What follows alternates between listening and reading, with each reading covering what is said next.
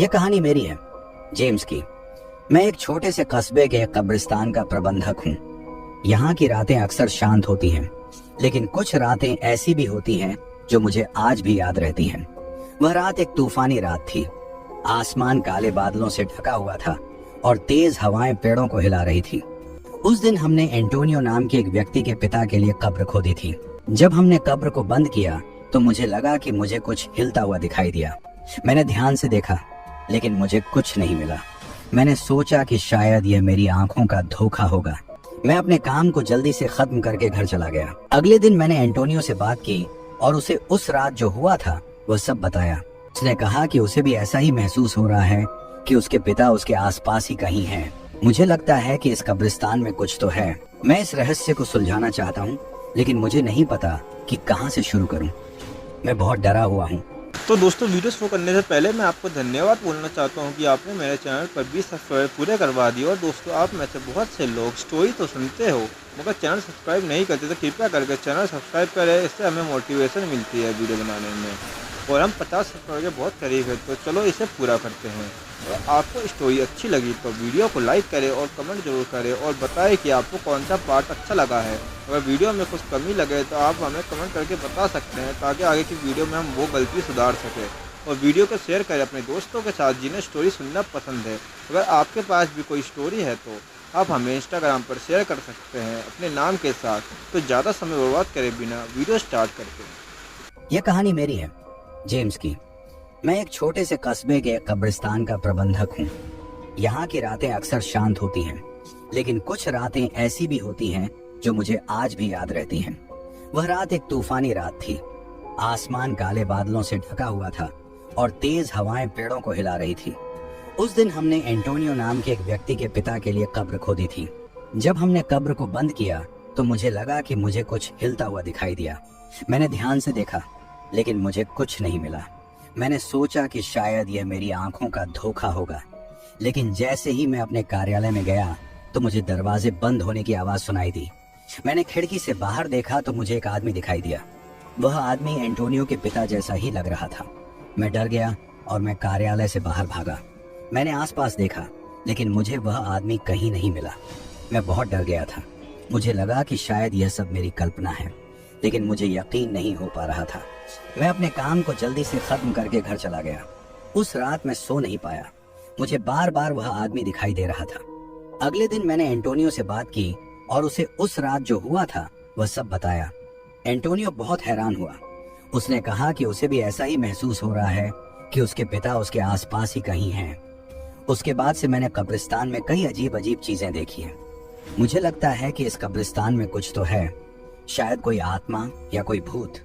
मैं इस रहस्य को सुलझाना चाहता हूँ, लेकिन मुझे नहीं पता कि कहाँ से शुरू करूँ। मैं बहुत डरा हुआ हूँ, लेकिन मैं इस रहस्य को सुलझाने के लिए कुछ भी करने को तैयार हूँ। अब रातें मेरे लिए सिर्फ रातें नहीं रह गई थी। हर रात एक नए डर का इंतजार करती थी। कब्रिस्तान जो पहले शांत और सुनसान लगता था, अब एक भयानक जगह बन गया था।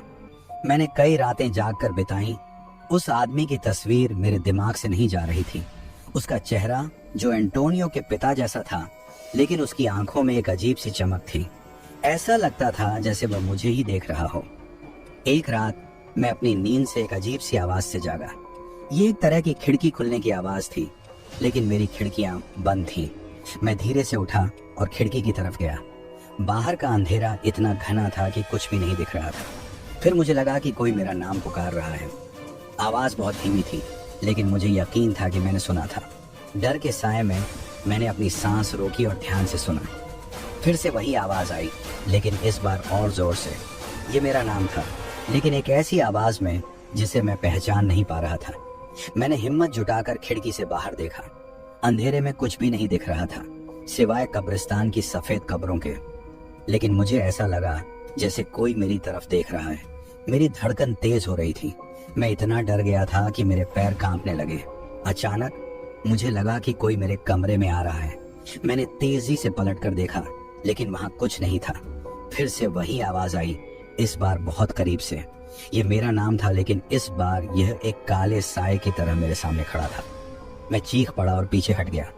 मेरी सांसें फूल रही थीं। मैं समझ नहीं पा रहा था कि क्या हो रहा है। क्या यह सब सच था या सिर्फ मेरा दिमाग मुझे धोखा दे रहा था? मैंने अपने आप को शांत करने की कोशिश की, लेकिन डर मुझ पर हावी हो रहा था। मुझे लगा कि मैं पागल हो रहा हूँ। मैं क्या करूँ? क्या मुझे किसी को बताना चाहिए या फिर मैं अकेले ही इस डर का सामना करूँ? मैं नहीं जानता था कि क्या होगा, लेकिन मैं एक बात जानता था कि यह सब खत्म नहीं हुआ था। ये सिर्फ शुरुआत थी, कहानी जारी रहेगी। उस रात के बाद से मेरी जिंदगी बदल गई। दिन हो या रात, हर पल डर के साए में गुजरता था। कब्रिस्तान अब मेरे लिए एक जहन्नुम बन गया था। हर पेड़ पौधा, हर कब्र मुझे डराती थी। मैंने लोगों से दूरी बना ली। मुझे लगता था कि अगर मैं किसी को अपने बारे में बताऊंगा तो वे मुझे पागल समझेंगे। मैं अकेला ही इस लड़ाई लड़ रहा था, एक अदृश्य दुश्मन के खिलाफ। एक रात एक अजीब सी घटना हुई। मैं अपने कार्यालय में बैठा था, तभी मेरी नजर कब्रिस्तान की एक खिड़की पर गई। वह खिड़की हमेशा बंद रहती थी, लेकिन उस रात वह धीरे धीरे खुल रही थी। मैं डर गया, लेकिन साथ ही एक अजीब उत्सुकता भी हुई। मैं धीरे धीरे खिड़की की तरफ बढ़ा। जैसे ही मैं पास पहुंचा, खिड़की पूरी तरह से खुल गई। अंदर से एक हवा का झोंका आया, जिससे कागजात उड़ने लगे। मैं पीछे हट गया। फिर धीरे धीरे एक आकृति दिखाई दी। वह वही आदमी था जिसका चेहरा एंटोनियो के पिता जैसा था, लेकिन इस बार उसका चेहरा और भी ज्यादा भयानक लग रहा था। उसकी आंखें लाल हो गई थीं और उसके दांत तेज चमक रहे थे। मैं चीख पड़ा और पीछे हटने लगा, लेकिन वह आदमी मेरी तरफ बढ़ रहा था। मैं दरवाजे तक भागने लगा, लेकिन वह बहुत तेज था। वह मेरे पीछे आ रहा था। मैं कार्यालय से बाहर भाग गया और कब्रिस्तान में दौड़ने लगा। मैं रुक रुक कर पीछे देख रहा था। वह आदमी अभी भी मेरे पीछे था। मैं तेजी से दौड़ रहा था, लेकिन मुझे लगा कि वह मेरे पास आ रहा है। मैं डर से पागल हो रहा था। मुझे नहीं पता था कि मैं कहाँ जा रहा हूँ, लेकिन मैं बस इतना जानता था कि मुझे उस आदमी से दूर रहना है। अचानक मेरे पैर किसी चीज से टकराए और मैं जोर से गिर गया। मैं उठा नहीं पा रहा था। मैं दर्द से कराह रहा था। तभी मुझे लगा कि कोई मेरे ऊपर आ रहा है। मैंने अपनी आंखें बंद कर ली और डर से कांपने लगा। कहानी जारी रहेगी। मैंने अपनी आंखें खोली और देखा कि वह आदमी मेरे ठीक ऊपर खड़ा है। उसकी आंखें लाल आग की तरह जल रही थीं और उसके मुंह से एक भयानक सी खुशबू आ रही थी। मैं डर से पागल हो गया। मैं चिल्लाया और जोर से धक्का दिया। वह मुझ पर से गिर गया। मैं उठा और भागने लगा। मैं कब्रिस्तान के अंधेरे में दौड़ता रहा। मुझे नहीं पता था कि मैं कहाँ जा रहा हूँ। बस इतना जानता था कि मुझे उस आदमी से दूर रहना है। मैं सांस लेने की कोशिश कर रहा था, लेकिन मेरा सीना दब रहा था। मेरे पैर थक गए थे, लेकिन मैं रुक नहीं सकता था। अचानक मेरे सामने एक बड़ी कब्र दिखाई दी। मैं उस कब्र के पीछे छिप गया। मैं सांस लेने की कोशिश कर रहा था, लेकिन मेरा दिल जोर जोर से धड़क रहा था। मुझे लगा कि वह आदमी मुझे ढूंढ रहा है। कुछ देर बाद मुझे लगा कि वह चला गया है। मैंने सांस की राहत ली। मैं थक गया था और डर से कांप रहा था। मैं जमीन पर बैठ गया और अपनी सांस को नियंत्रित करने की कोशिश की। तभी मुझे लगा कि कोई मेरा हाथ पकड़ रहा है। मैं घबरा गया और पीछे मुड़ा। वहां कोई नहीं था, लेकिन मुझे लगा कि कोई मेरे पास है। मैं डर के मारे चिल्लाया। तभी मैंने देखा कि मेरा हाथ कब्र की पत्थर की सतह पर पड़ा है। मैं हंसा, लेकिन मेरी हंसी डर से भरी हुई थी। मैं पागल हो रहा था। मैं अपने आप से बात करने लगा। मैं क्या करूं? मैं कहां जाऊं? मैं इस डर से कैसे बचूंगा? मैंने अपने सिर को पकड़ लिया और जोर जोर से रोने लगा। मैं अकेला था, बहुत अकेला। मुझे कोई नहीं समझ सकता था। मैं इस डर से कैसे निकलूंगा, मुझे नहीं पता था। मैं वहीं कब्र के पास बैठा रहा, रात भर रोता रहा। सुबह होने पर मैंने अपने आप को शांत किया और घर जाने का फैसला किया। मैं जानता था कि मैं कभी भी इस डर से नहीं बच पाऊंगा, लेकिन मुझे कोशिश करनी थी। मैं कब्रिस्तान से बाहर निकला और अपने घर की तरफ चल पड़ा।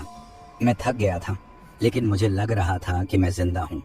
मैं अपने घर पहुंचा और दरवाजा बंद कर लिया। मैंने खिड़कियां बंद कर ली और बत्तियां जला दी।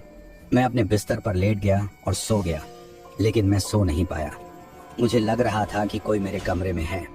मैं डर से उठा और खिड़की की तरफ देखा। बाहर अंधेरा था। मैं सांस लेने लगा। मुझे लगा कि मैं पागल हो रहा हूँ। मैंने अपने आप को शांत करने की कोशिश की, लेकिन मैं नहीं कर पाया। मैं उठा और अपने कमरे से बाहर निकला। मैं घर के बाहर गया और ताज़ी हवा लेने लगा। मुझे लगा कि शायद यहाँ मुझे थोड़ी राहत मिलेगी। मैं कुछ देर तक खड़ा रहा, लेकिन मुझे कोई राहत नहीं मिली। मैं वापस घर गया और अपने बिस्तर पर लेट गया। मैं आंखें बंद करके सोने की कोशिश करने लगा। तभी मुझे लगा कि कोई मेरे कान में फुसफुसा रहा है, मैं तुझे छोड़ूंगा नहीं, मैं डर से चीख पड़ा और उठा। मेरे सामने खिड़की पर वही आदमी खड़ा था। उसकी आंखें लाल थीं और उसका मुंह खौफनाक मुस्कुरा रहा था। मैं पीछे हटने लगा, लेकिन मेरे पास जाने का कोई रास्ता नहीं था। मैं दीवार से जा लगा। मैं डर से पागल हो गया। मैं चिल्लाया, लेकिन मेरी आवाज बाहर नहीं निकल रही थी। वह आदमी धीरे धीरे मेरे पास आ रहा था। मैं उसकी आंखों में डूब रहा था। मैं जानता था कि अब कुछ नहीं हो सकता। मैं हार गया था। मैंने अपनी आंखें बंद कर ली और उस पल का इंतजार किया जब वह मुझे छुएगा। ये कहानी मेरी है, अविनाश की। ये सब हुआ था पिछले साल नवंबर में, जब मैं अपनी प्रेमिका आस्था और उसके परिवार से मिलने लॉरेंस गया था। आस्था का परिवार बेहद ही मिलनसार था और हमने साथ में खूब मजा किया। लेकिन एक रात एक ऐसी घटना घटी जिसने मेरी नींद उड़ा दी। आस्था के पिता एक बेहद ही रोमांचक स्वभाव के व्यक्ति थे। उन्हें रहस्यमयी और डरावनी चीजों में बहुत रुचि थी। एक रात उन्होंने आस्था और मुझे लॉरेंस के एक पुराने कब्रिस्तान में जाने का प्रस्ताव दिया। यह कब्रिस्तान अपने भूतिया माहौल और स्थानीय किंवदंतियों के लिए जाना जाता था। मैं थोड़ा डरा हुआ था, लेकिन आस्था के साथ होने की वजह से मैंने हामी भर दी। हम सुबह 4 बजे के आसपास कब्रिस्तान पहुंचे। आसपास का माहौल बेहद ही शांत और डरावना था। कब्रिस्तान के बीच में एक पहाड़ी पर एक पुराने चर्च के खंडहर थे। स्थानीय लोगों की मान्यता थी कि अगर कोई इस चर्च की पिछली दीवार पर कांच की बोतल फेंके तो वह टूटती नहीं है और शैतान को बुलाती है। हमने कब्रिस्तान में घूमते हुए कई अजीबोगरीब चीजें देखी। कुछ पत्थरों पर अजीब अजीब खरोंचे बनी हुई थी। हमने काफी देर तक कब्रिस्तान की खोज की, लेकिन कुछ खास नहीं मिला। तभी चर्च के पीछे हमें एक खाली कांच की बोतल मिली। मैंने उस बोतल को उठाया और उसे ध्यान से देखा।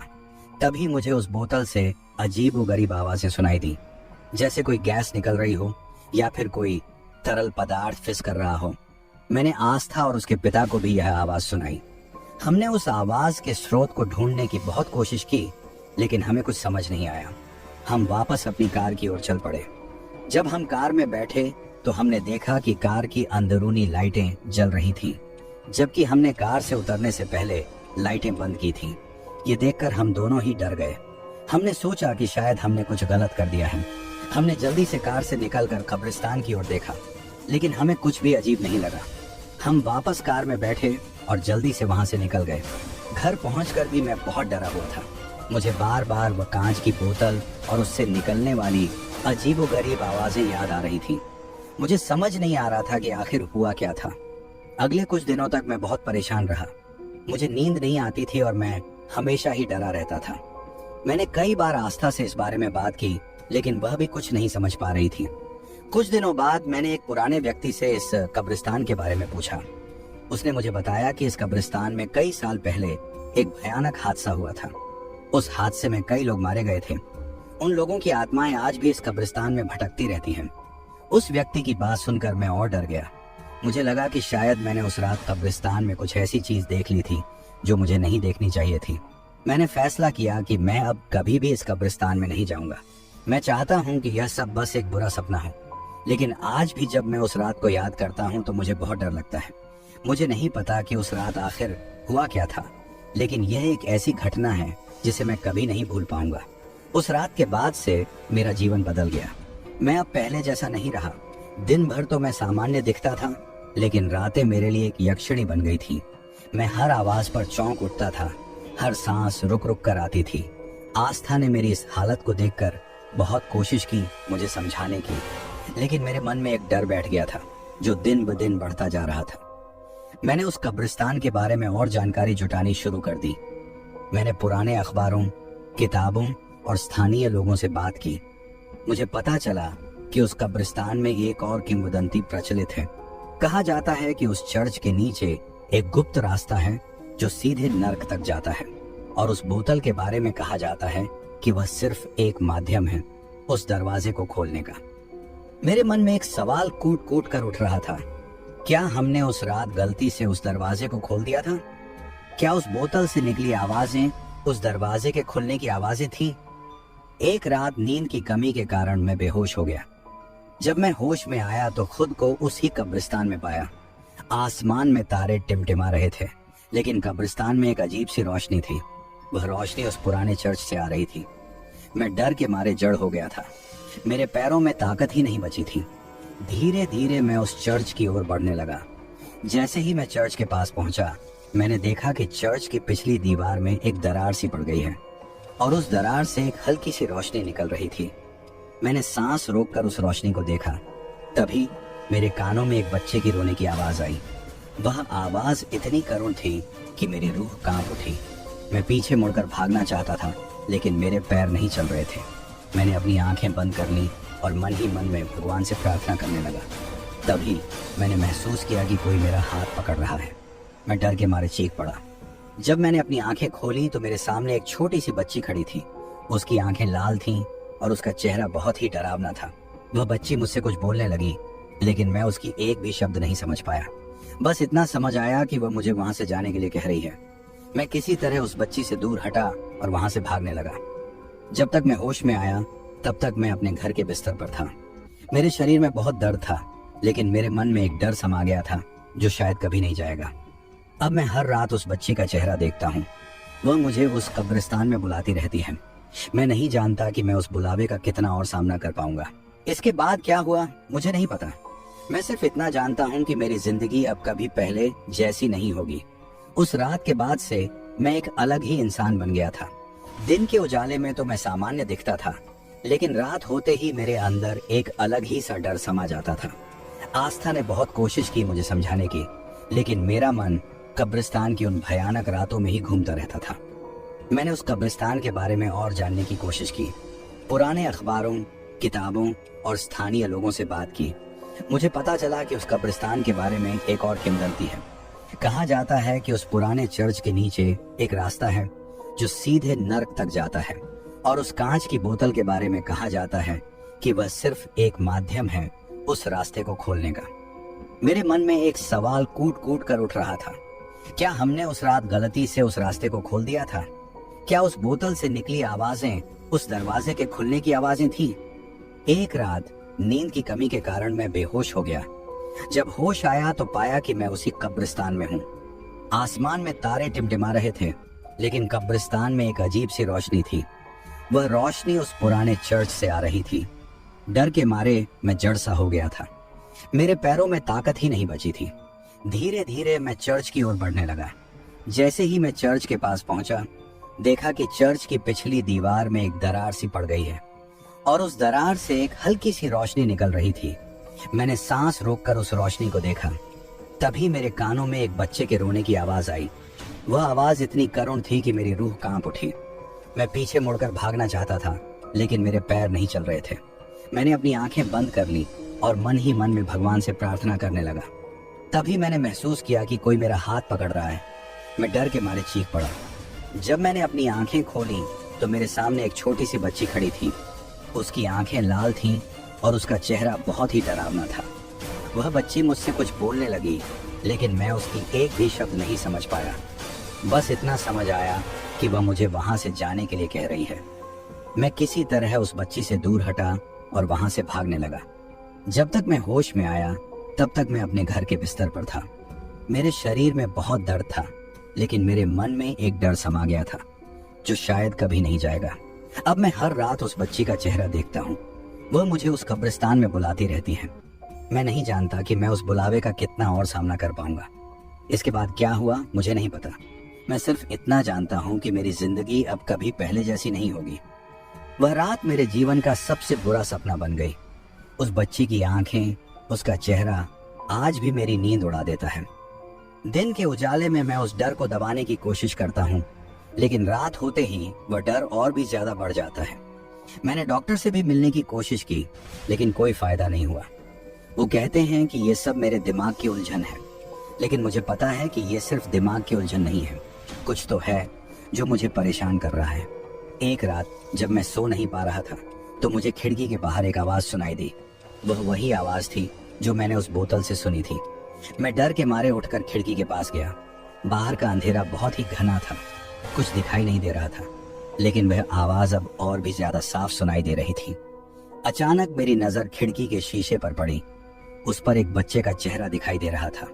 वह वही बच्ची थी जिसे मैंने कब्रिस्तान में देखा था। उसकी आंखें लाल हो रही थीं और उसका चेहरा धीरे धीरे विकृत होता जा रहा था। मैं चिल्लाया और पीछे हट गया। मेरा दिल जोर जोर से धड़क रहा था। मैं समझ नहीं पा रहा था कि क्या हो रहा है।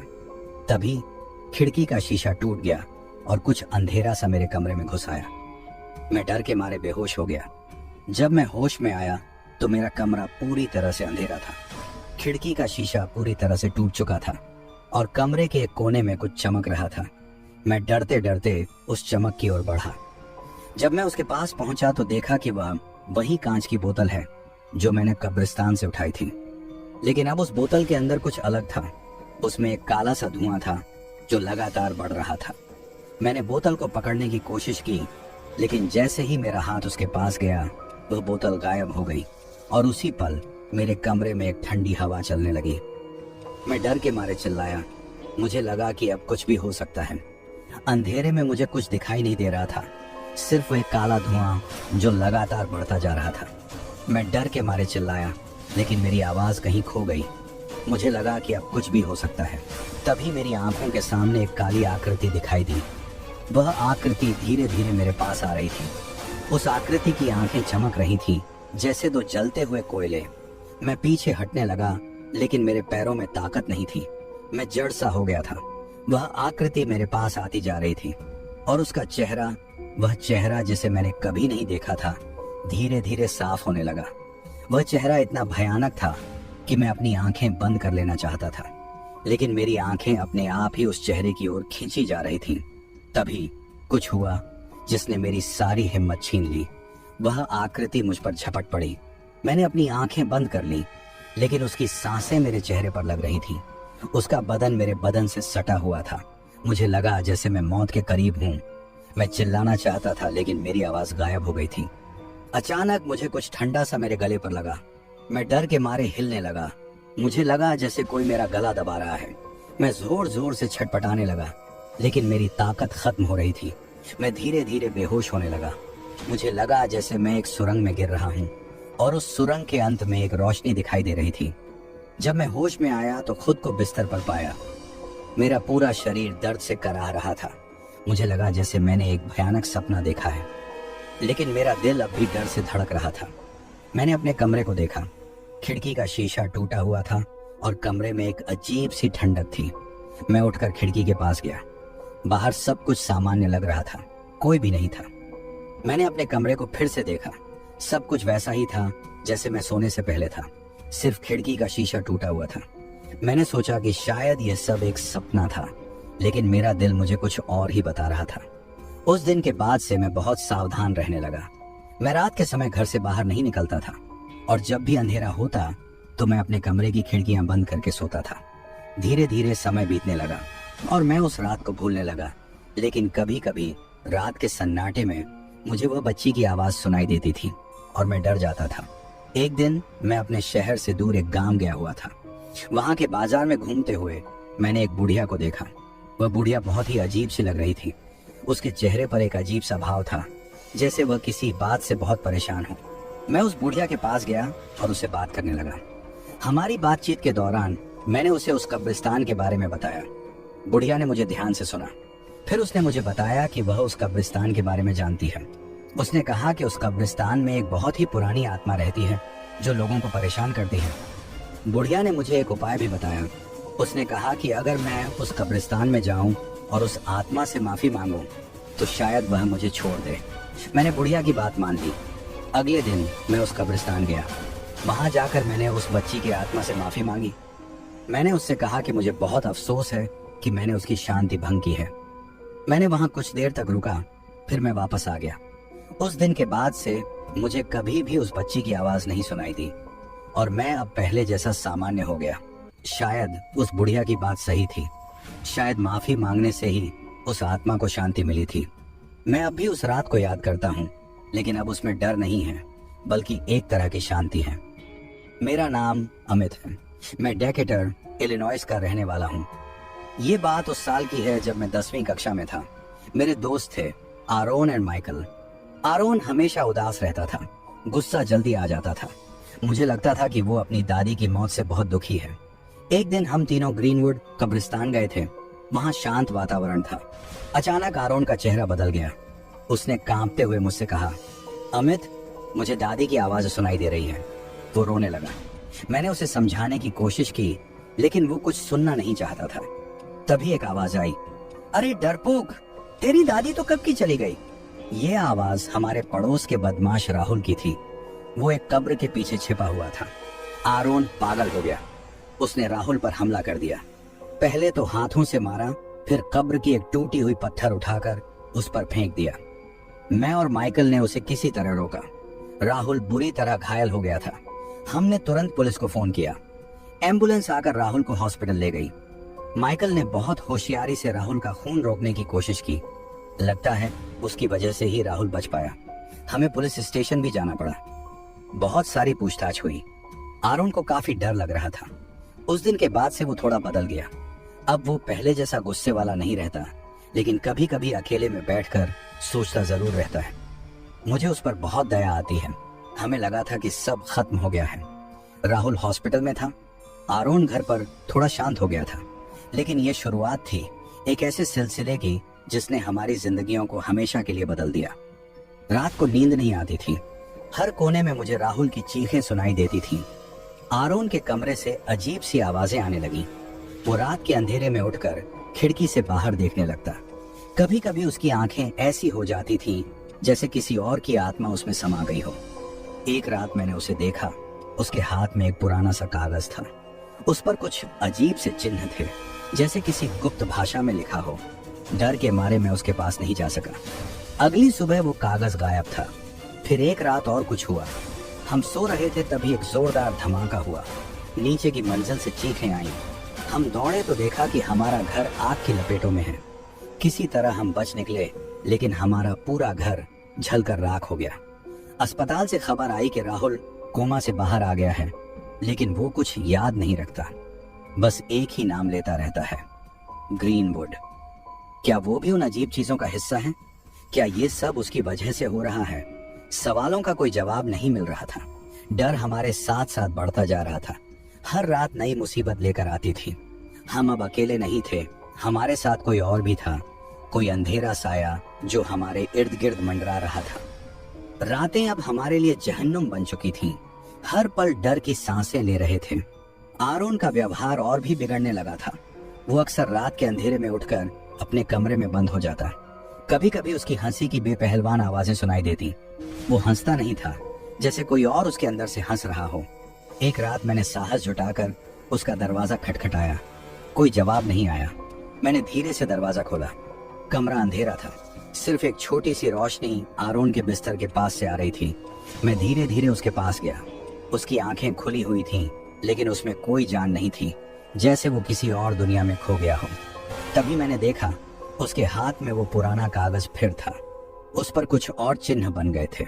मुझे लगा जैसे वो कागज ही सब कुछ है, इस सारे बुरे सपने की जड़। मैं उसे छीनने के लिए बढ़ा ही रहा था कि अचानक कमरे का दरवाजा जोर से बंद हो गया। अंधेरा छा गया। मुझे लगा जैसे कोई मेरी सांसें रोक रहा हो। दिल धड़क रहा था, पसीना छूट रहा था। मुझे लगा मैं अकेला नहीं हूँ, कोई और भी इस कमरे में है, कोई जो मुझे देख रहा है, समझ रहा है। धीरे धीरे मेरी आंखों के सामने एक साया उभरने लगा। वो साया बढ़ता गया, बढ़ता गया। अंधेरे में कुछ चमका। मेरी आंखें उस रोशनी की तरफ गईं। बिस्तर के नीचे से दो चमकदार आंखें मुझे देख रही थीं। वो आंखें इंसानी नहीं थीं। उनमें कुछ ऐसा था जो मुझे पहचानता था, समझता था। मेरा खून जम गया। मैं पीछे हटने लगा, लेकिन मेरे पैरों ने साथ नहीं दिया। वो आंखें धीरे धीरे बड़ी होने लगी, जैसे कोई राक्षस उभर रहा हो। मेरा दिल जोर जोर से धड़क रहा था। सांस लेना मुश्किल हो रहा था। मैं चिल्लाना चाहता था, लेकिन मेरी आवाज नहीं निकल रही थी। तभी वो आंखें गायब हो गईं। एकदम से कमरा पूरी तरह अंधेरा हो गया। मुझे लगा जैसे मैं अकेला रह गया हूँ, लेकिन मुझे पता था ये खत्म नहीं हुआ है, ये सिर्फ एक और शुरुआत है। अब मैं हर चीज से डरता हूँ, अंधेरे से, खामोशी से, हर आवाज से।